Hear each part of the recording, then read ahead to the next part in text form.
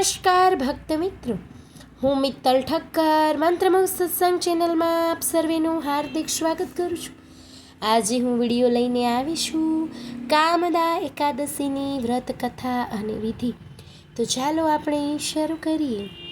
ચૈત્ર માસની શુક્લ પક્ષની એકાદશી એ કામદા એકાદશી તરીકે ઓળખવામાં આવે છે.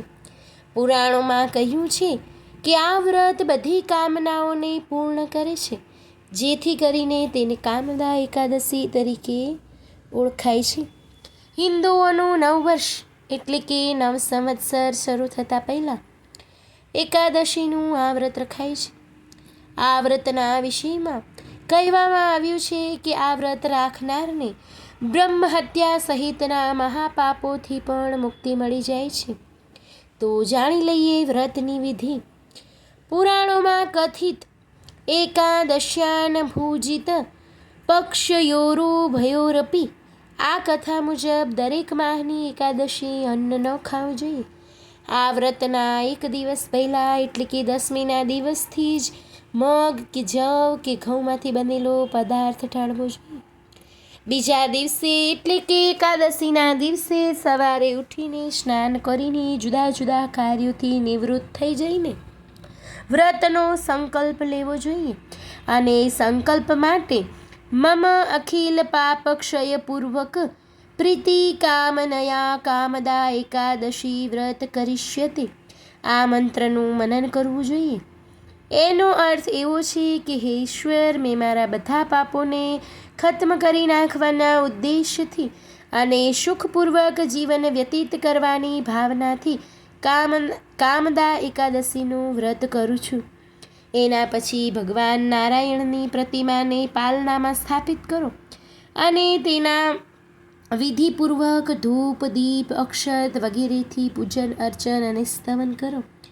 આખી રાત જાગરણ કરી ભજન અને સ્તવન કરો અને બીજા દિવસે સ્નાન વગેરે કરી વ્રતના પારણા કરો. ઉપવાસમાં માત્ર ફલાહાર લો. તો ચાલો આપણે શરૂ કરીએ કામદા એકાદશીની વ્રત કથા. પહેલાંના સમયમાં ભોગવતી નામની નગરીમાં પુંડરીક નામનો નાગરાજા રાજ્ય કરતો હતો. તેની સેવામાં ગંધર્વો, યક્ષો, અપ્સરાઓ તથા કિન્નરો સદા રહેતા હતા. તે નગરીમાં લલિત નામનો ગંધર્વ અને લલિત નામની ગંધર્વી રહેતા હતા. એ બંને પતિ પત્ની હતા. એ બંને એકબીજામાં ખૂબ જ આસક્ત રહેતા હતા. બંને એકબીજાને ખૂબ જ પ્રેમ કરતા હતા. એક વખત પુંડરીકની સભામાં લલિત ગીત ગાતો હતો. અચાનક તેને લલિતા યાદ આવી ગઈ. તેથી તે ગાયનમાં ભૂલ કરવા લાગ્યો. તેના મનની સ્થિતિ કર્કોટક નામનો નાગ જાણી ગયો, જેણે પુંડરીક રાજાને લલિતના મનની વાત કહી દીધી.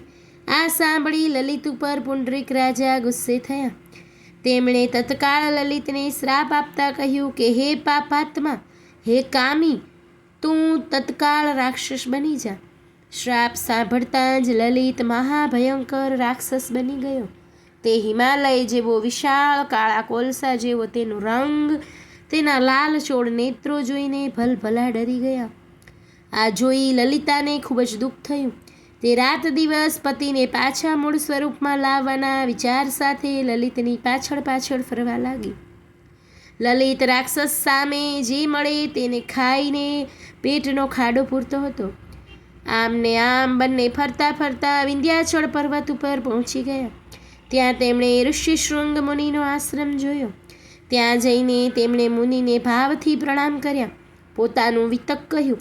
આ સાંભળી દયાના સાગર ઋષિશૃંગ મુનિએ તે બંનેને ચૈત્ર સુદ 11 કે જે કામદા એકાદશીથી ઓળખાય છે તે કરવા માટે જણાવ્યું. તે બંને ચૈત્ર સુદ 11 આવતા ખૂબ ભાવથી તે એકાદશીનું વ્રત કર્યું. તેનું તમામ પુણ્ય તેમણે ભગવાન વિષ્ણુના ચરણોમાં અર્પણ કર્યું. જેના પુણ્ય પ્રતાપે તે જ વખતે લલિતનું સ્વરૂપ પહેલાં જેવું હતું તેના કરતાં પણ વધુ દિવ્ય થઈ ગયું. લલિતા પણ ઇન્દ્રાણીની જેમ શોભવા લાગી. આ પછી તેઓ પાછા ભોગાવતી નગરીની અંદર આવી ગયા. એમને જોઈ પુંડરીક ખુશ થઈ ગયો.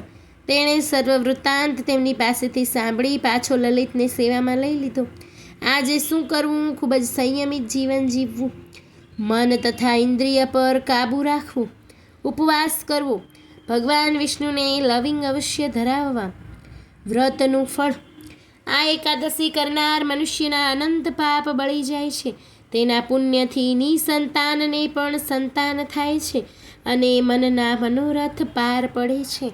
તો બોલો શ્રી વિષ્ણુ ભગવાન કી જય. ભક્ત મિત્રો, જો આપ લોકોને વિડીયો ગમ્યો હોય તો લાઈક કરજો, ચેનલને સબસ્ક્રાઈબ કરજો અને બેલ આઇકન દબાવવાનું ભૂલતા નહીં.